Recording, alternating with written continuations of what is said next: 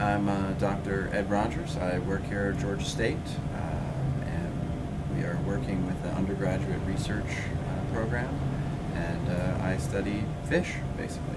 I'm a behavioral endocrinologist, and certainly all of our most recent projects and future plans are focused primarily on behavioral endocrinology. Behavioral endocrinology really is the study of how the internal environment, the hormonal environment, changes as an animal interacts with both its environment and members of its own species.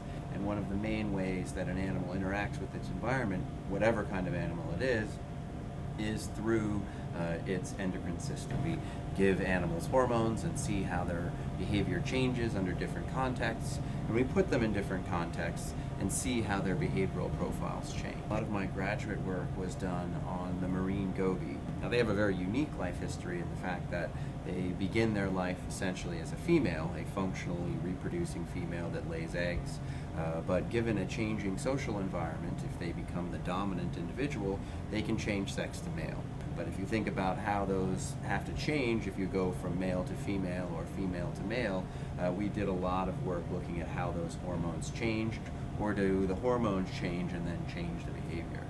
We're moving now. I said we're going to be dealing with a freshwater fish. The convict cichlid is our new model organism.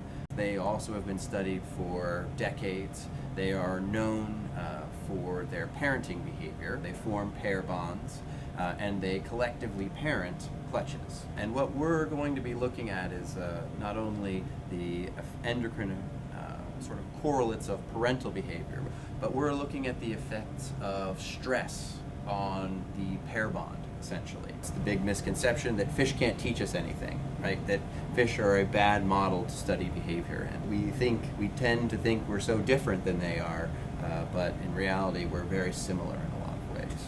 The challenging parts of the job are getting everything organized, getting good people trained, getting people motivated, finding money to do the research.